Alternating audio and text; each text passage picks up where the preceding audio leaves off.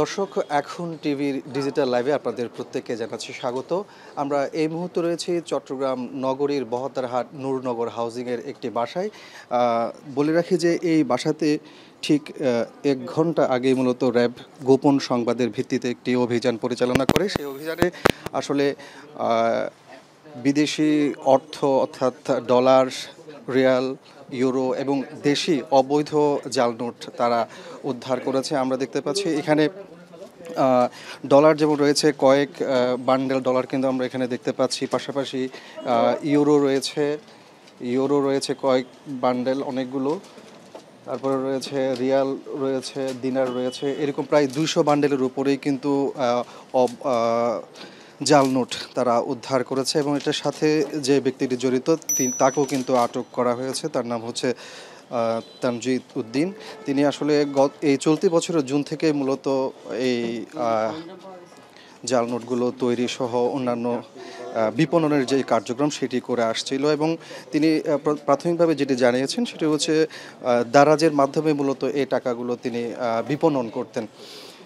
তো এই ভিত্তিতে আসলে র্যাব তাদের অভিযান পরিচালনা করে এবং টাকার অঙ্কে যদি হিসাব করা হয় সেক্ষেত্রে আসলে কয়েক কোটি টাকার জাল নোট, এবং এগুলো উদ্ধারের পর তারা পরবর্তী যে প্রক্রিয়া সেটি সম্পূর্ণ করবে। তবে যাকে আটক করা হয়েছে তিনি প্রাথমিকভাবে যে তথ্যটি দিয়েছেন সেটি হলো চট্টগ্রাম নগরীর আন্দরকিল্লার অঙ্কুর প্রিন্টার্স থেকেই মূলত এই জাল নোটগুলো তিনি ছাপাতেন।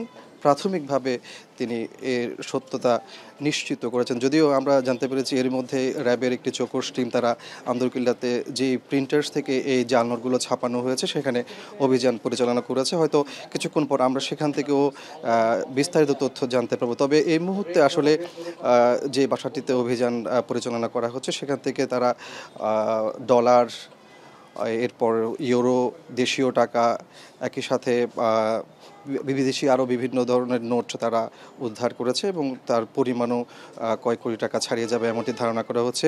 যে বান্ডেলগুলো আমরা এখানে দেখতে পাচ্ছি সেখানে প্রায় 200টির উপরে বান্ডেল রয়েছে। তার পাশাপাশি কিছু ইলেকট্রনিক ডিভাইসও কিন্তু এখান থেকে উদ্ধার করা হয়েছে। আমরা দেখেছি 8 থেকে 9টি মোবাইল উদ্ধার করা হয়েছে। পাশাপাশি ক্রেডিট কার্ড রয়েছে প্রায় 7টি, ল্যাপটপ আমরা দেখতে পাচ্ছি। এই ডিভাইসগুলো কিন্তু যিনি এই জাল নোটগুলো তৈরি করতেন কিংবা বিপণন করতেন সেই কাজেই মূলত ব্যবহার করতেন এমনটি আমরা জানতে পেরেছি। তো আসলে চট্টগ্রামে এর আগেও বেশ কয়েকবার র্যাবের অভিযান সহ অন্যান্য আইনশৃঙ্খলা বাহিনীর অভিযানে প্রচুর পরিমাণ জাল নোট তৈরির বিভিন্ন সরঞ্জাম উদ্ধার করা হয় এবং আইনি পদক্ষেপও নেওয়া হয়। এরপরও আসলে কেন এই জাল নোট তৈরির যে একটা কার্যক্রম বা ধারাবাহিকতা সেটি বন্ধ হচ্ছে না সে নিয়েও কিন্তু একটা সংশয় তৈরি হয়েছে।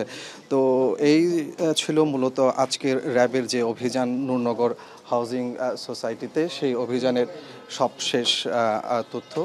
এখন আসলে র্যাবের যে অভিযান তারা বিষয়গুলো পুঙ্খানুপুঙ্খ বিচার বিশ্লেষণ করার চেষ্টা করছেন। নগদ অর্থ কিছু রয়েছে সেটিও আমরা এখানে দেখতে পাচ্ছি।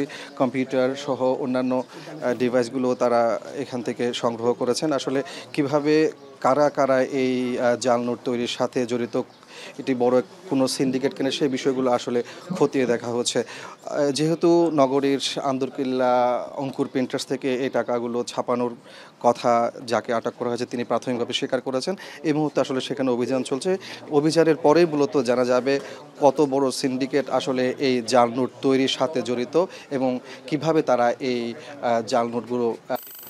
তো সব কিছু মিলিয়ে আমার কাছে ছিল চট্টগ্রামের নূরনগর হাউজিং এলাকায় জাল নোট তৈরির যে র্যাবের যে অভিযান সেই অভিযানের সবশেষ তথ্য।